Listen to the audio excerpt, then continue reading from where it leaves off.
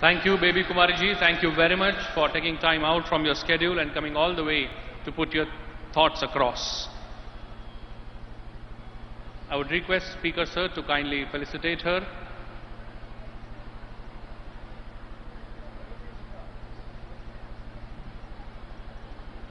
Also today, in this particular session, we have a very special presence of one more very, very important speaker of an important state, I would say, Honorable Shri Ram Nivas Goyal ji. I would request the Speaker of Andhra Pradesh to kindly felicitate the Speaker of Delhi Legislative Assembly. A very special moment in this National Women's Parliament.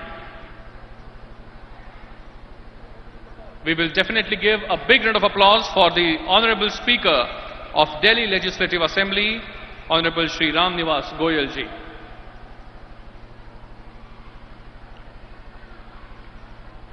Thank you very much, sir, for coming here all the way.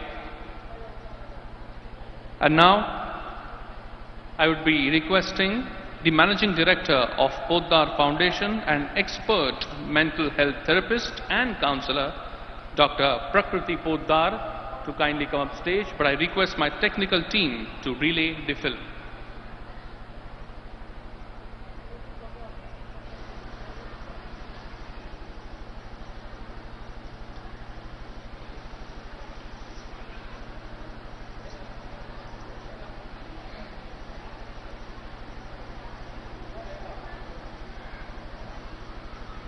Sir, aa rahi hai?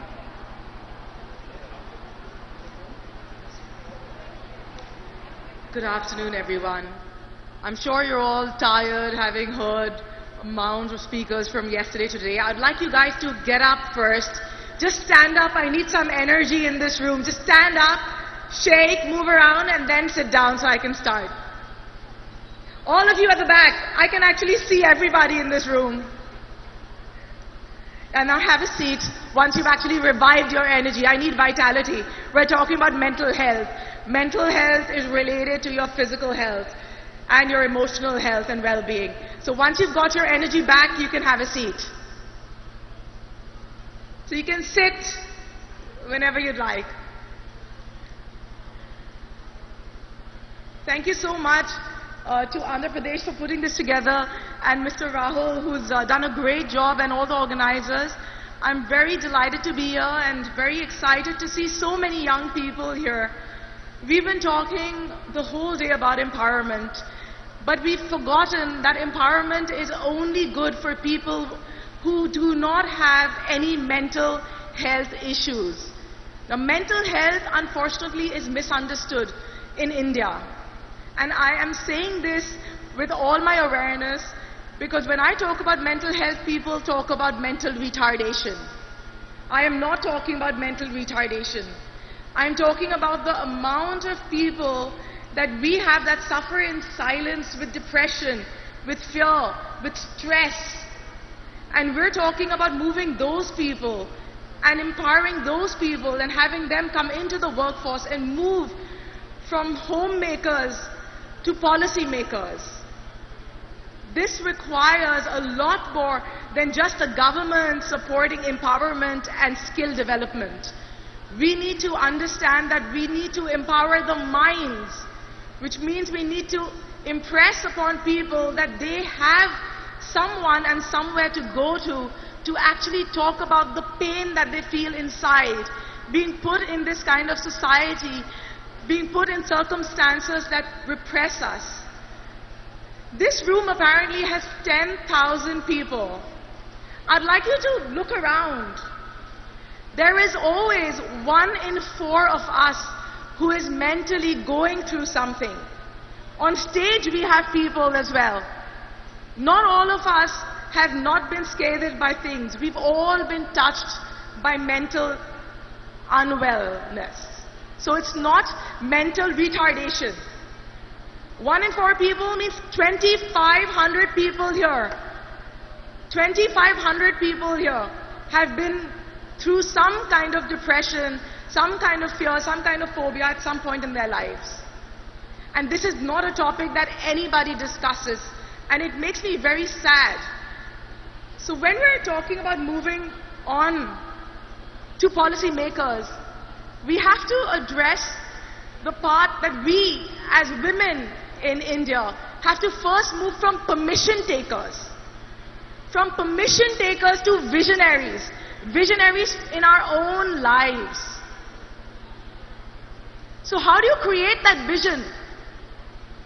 How do you create that vision for yourself? So a lot of people here have talked about the strive, the fight. The fact that you must not fall, but must rise again every time you fall. And that there's no problem with failing, but standing up and rising again and not being crushed by that boulder. Stepping up above that stone. But I've been watching people in the audience and I feel that there has to be a more strong drive that you have to feel, which means you have to go to your core, you have to go to your spirit to understand what is that one thing that will inspire you and move you, and not just through our talks, but through your life, through your history of your life and your journey. What is that one thing that can inspire you as a hook that you can hold on to, or that anchor that you can hold on to every time that you are repressed or pushed down or stepped aside? What is that one thing? You have to find that one quality. So I decided today not to give you a lecture, because you all know a lot of things and you all know, and I'm using as a premise that we've all been abused. I'm using that as a premise. So we start from understanding, yes, we've been abused, but are we victims? I want an answer. Are we victims? I can't hear. I can hear some people. I'm so glad somebody is listening. What does the B stand for? Yes, and you're the exact audience that I'm talking to, so I'm so glad you've got this. I want to end with an excerpt from a poem of mine, which is, ignite the power in your mind, ignite it in your might. The winds of hope will give you wings under your flight. There is hope in your life as long as there's life in your body. I'm alive, I'm alive, I'm alive in my story. Thank you very much.